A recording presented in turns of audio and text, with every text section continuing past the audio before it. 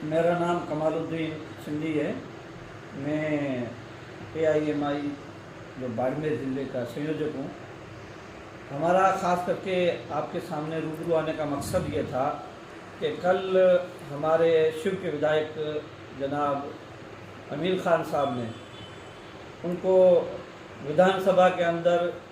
सर्वश्रेष्ठ विधायक के रूप में सम्मानित किया गया और वो यहाँ ज़िले लेवल पे तशरीफ़ लाए। तो हमारे सिंधी समाज के बहुत सारे बड़े बड़े लोग उनको मिलने के लिए, मान सम्मान बढ़ाने के लिए सिंधी मुस्लिम छात्रावास में उनके सम्मान समारोह रखा गया था। उसके अंदर हमारे बहुत सारे लोग वहाँ मौजूद थे सिंधी समाज के। तो वहाँ सभा के अंदर भरी सभा में उन्होंने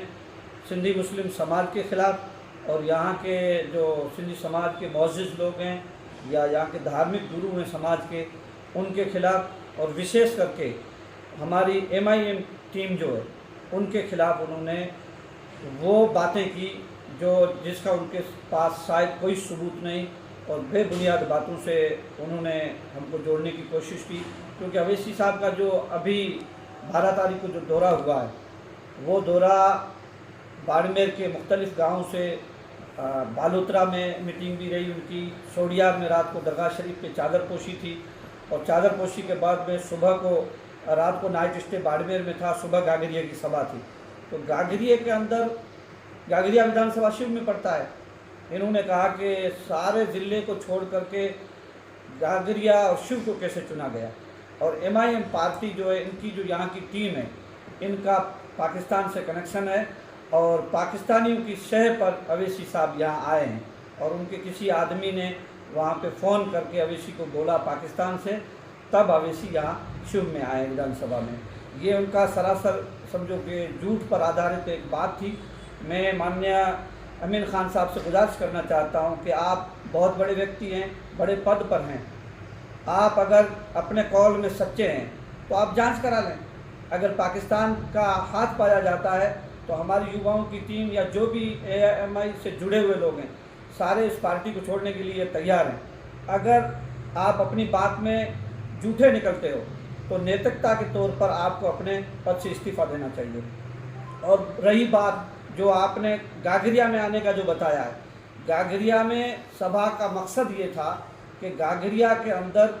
1.5-2 साल पहले से भारतमाला प्रोजेक्ट के तहत कुछ जो लोगों का वहाँ मकानात थे, ज़मीनें थी, गागरिया की सिटी के भाव के हिसाब से देखा जाए 1 बीघे के तकरीबन 1 करोड़ से ज़्यादा उसकी कीमत थी। उस ज़मीन के ऊपर गांव की मेन जो भूमि थी उसको इन्होंने वहाँ प्रोजेक्ट के तहत जो पुल बनाया जिसमें गरीबों की ज़मीन चली गई। ख़ास करके इन्होंने अपने चेले जो थे, अपने चाहने वाले थे, उनकी ज़मीनों को बचाकर, हमारे यहाँ एक बहुत बड़ी बिरादरी है सिंधियों में जिसको समेजा बिरादरी बोलते हैं, सारे समेजा बिरादरी के जो प्लॉट्स थे, जो ज़मीनें थी, वो सारी उनके अंदर अपने पुल के अंदर चली गई, जिससे उन लोगों में रोष पैदा हुआ। उन लोगों ने न्याय की गुहार की। SDM ने तत्कालीन उसी टाइम के SDM ने अच्छी जांच की जो उनके पक्ष में लिखा था, लेकिन अमीन साहब ने उस SDM का तबादला कराया और उसके बाद में आज तक उन लोगों को मुआवजा नहीं मिला। तो गागरिया के समेजा बिरादरी और रहमा मुख्तलिफ लोग जो है वो सिंधी बिरादरी के लोग हमारे से मिले, हम खुद गए, अवैसी साहब को हमने दावत दी और अवैसी साहब का ये आने का मकसद था गागरिया में जो लोगों का नुकसान हुआ है उनके पीड़ित परिवारों से मिलने का था और सभा का वहाँ प्रोग्राम हुआ।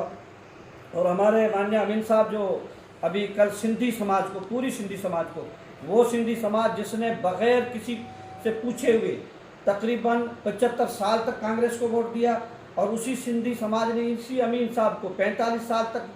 विधायक चुने रखा, जिसको 5 बार इनको विधायक बनाया, जिताया। कल अमीन साहब 75 साल के बाद में जब सिंधियों की कुर्बानियों को उन्होंने फरामोश करते हुए भरी सभा में बोला कि सिंधी कौम एक गद्दार कौम है, एक बेवफा कौम है, एक जाहिल कौम है। मैं अमीन साहब से गुजारिश करना चाहता हूँ, क्या सिंधियों की कुर्बानी आपके लिए इसीलिए थी कि आप